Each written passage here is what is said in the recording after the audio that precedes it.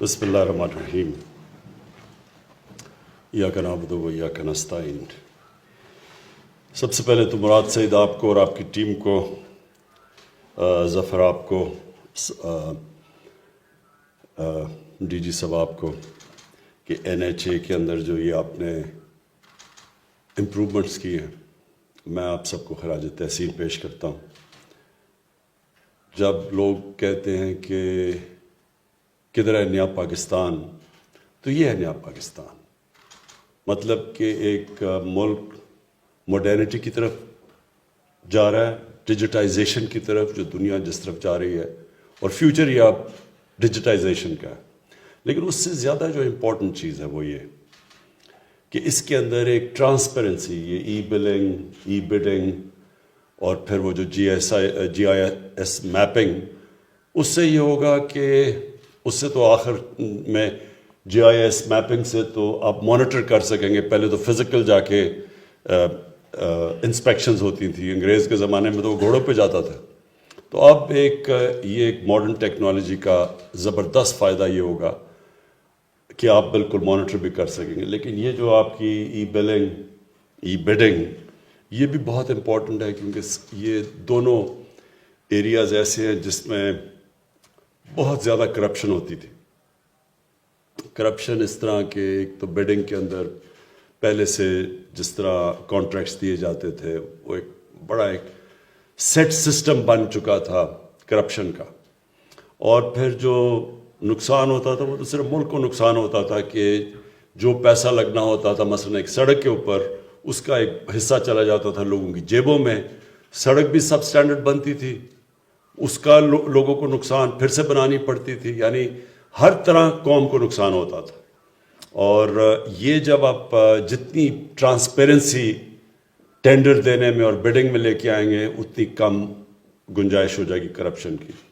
اور یہ جو آپ نے ای بلنگ کا کہا، اس کا بھی جتنا آپ آٹومیشن اور ٹیکنالوجی لے کے آئیں گے، اس میں بھی جتنی ہیومن انٹریکشن کم کرتے رہیں گے، اس میں بھی یہ جو انفارچونیٹلی جو ہمارا رشوت دینے کا پورا سسٹم بن گیا ہے، ایک جڑیں اندر تک چلی گئی ہیں، ایک سسٹم کے اندر ایک آلموسٹ ایکسیپٹیبلٹی ہو گئی ہے۔ لوگ سمجھتے ہیں کہ بس یہ پاکستان ایسا ہی رہے گا، تو اس کو یہ چیز ڈیفیٹ کرے گی۔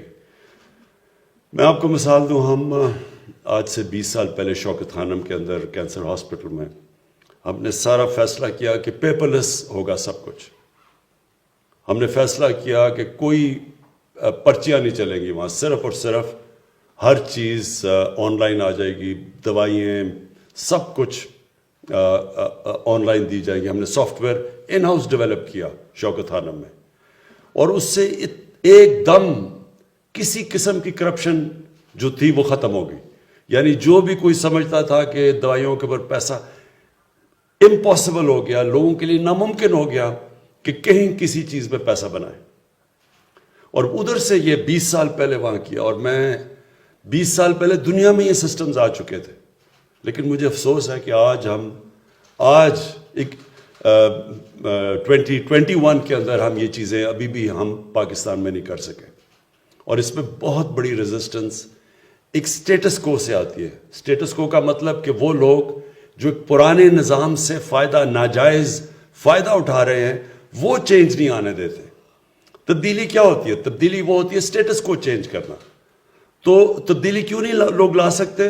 کیونکہ جو سٹیٹس کو ہے، جو وہ لوگ جو ان کو آپ مافیا کہہ دیں، ان کو آپ ویسٹڈ انٹرسٹ کہہ دیں، وہ پرانے سسٹم سے کیونکہ فائدہ اٹھاتے ہیں، وہ چینج نہیں آنے دیتے۔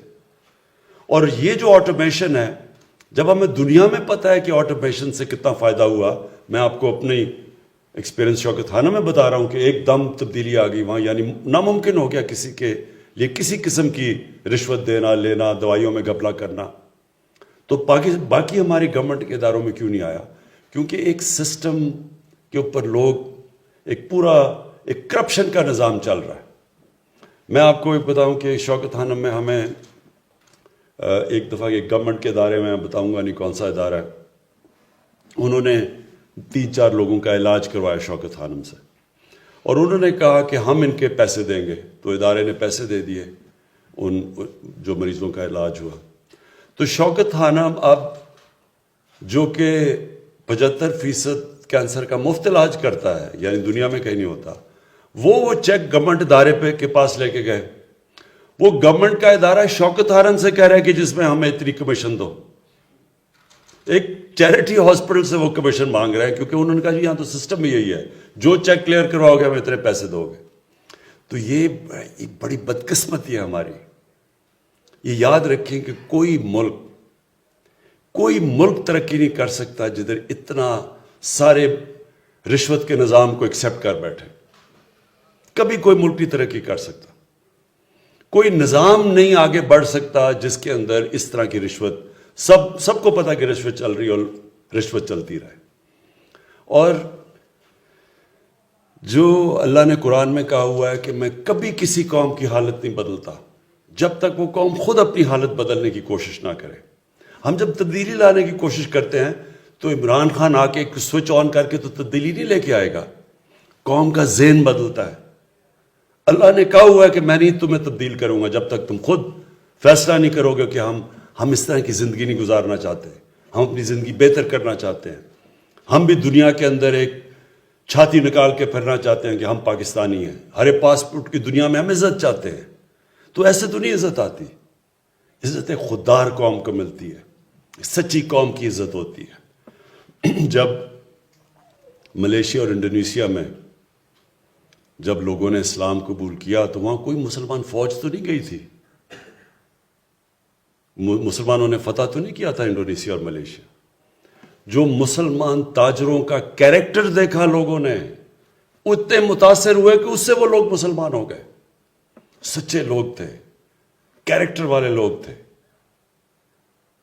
کوئی بددیانتداری نہیں کرتے تھے اپنے لوگوں سے. لوگ رسپیکٹ کرتے تھے، ان کی امانت دار لوگ تھے.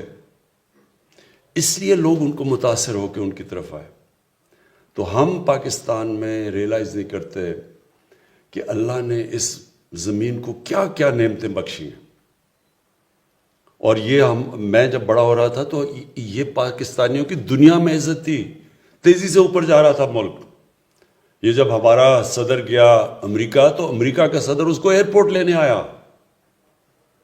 جب وہ گیا برطانیہ تو کوئین نے جس طرح اس کو ریسیو کیا، رسپیکٹ تھی ایک دنیا میں. کیونکہ قوم تب ایک لوگ اس طرح جو ایک قوم کو جو آہستہ آہستہ ہمارے سسٹمز گئے، ہم نے سچائی سے دور ہوئے، رشوت ایکسیپٹ کرنی شروع کر دی، لیڈرز نے کرپشن شروع کر دی. ابھی یہ کیا، یہ جب یہ ایک براڈ شیٹ ایک چیز سب کے سامنے آئی ہے کہ اس نے پاکستان گورنمنٹ نے ایک فرم کو کہا کہ جی ہمیں ہمارے ملک کے سربراہوں کو جو چوری کیا تھا پیسہ اس کے لیے انویسٹیگیٹ کریں. انگلینڈ کی فرم تھی. تو وہ جو انٹرویو دے رہا ہے وہ کیا کہہ رہا ہے کہ کس طرح پاکستان سے پیسہ چوری کر کے باہر جا رہا تھا. اور کون کر رہے تھے؟ پاکستان کے وزیر اعظم، پاکستان کے وزیر، وہ چوری کرنے پہ لگے ہوئے تھے پیسہ. تو جب ملک کا سربراہ چوری کرے، وزیر کرے، تو وہ تو نیچے تک سارا سسٹم کرپٹ ہو جاتا ہے. تو پھر تو NHA کے اندر ہم نہیں کہہ سکتے کہ جناب آپ چیف انجینئر نہ پیسہ بنائے اور فلانا نہ کانٹریکٹر نہ پیسہ بنائے. تو سارا سسٹم جو سب سے بڑا ظلم کرپشن کرتی ہے ایک ملک سے، کہ کرپشن کو ایکسیپٹیبل کر دیتی ہے. اب برائی کو برائی نہیں سمجھتے کہ کوئی غلط چیز نہیں ہو رہی. اور اس سے کیا ہوتا ہے؟ کرپشن سے سب سے بڑی چیز کیا ہوتی ہے؟ لوگ بڑے امیر ہو جاتے ہیں. وہ براڈ شیٹ والے نے کہا کہ یہ جو میں تھوڑی چیزیں دیکھ رہا تھا کہ ایک پاکستانی نے، اور وہ بھی بتا نہیں رہا کہ ہمارا پاکستانی سیاستدان نے، سعودی عربیہ سے لندن کے بینک میں $1 ارب بھیجا. $1 ارب ایک آدمی نے بھیجا. تو لوگ تو بہت امیر ہیں یہاں کے ہمارے، لیکن ملک غریب ہے، مقروض ہے. ملک قرضے پہ گزارا کر رہا ہے، لیکن لوگ ایسے ہیں جو لندن کے سب سے مہنگی جگہوں کے اوپر بڑے بڑے محلوں میں رہ رہے ہیں. ملک تب اوپر جاتا ہے جب ایک ملک امیر ہوتا ہے. آج ہم مغرب کے لوگوں کو دیکھ لیں، مغرب کے حکمرانوں کو، ان کے پاس دیکھ لیں کتنا پیسہ ہے، ان کا رہن سہن دیکھ لیں، اور ایک مقروض ملک کے جو بھی یہاں جنہوں نے حکومت کی ان کا رہن سہن دیکھ لیں اور ان کے پاس پیسہ دیکھ لیں. آپ کو لگے گا کہ یہاں دودھ کی نہریں بہہ رہی ہیں.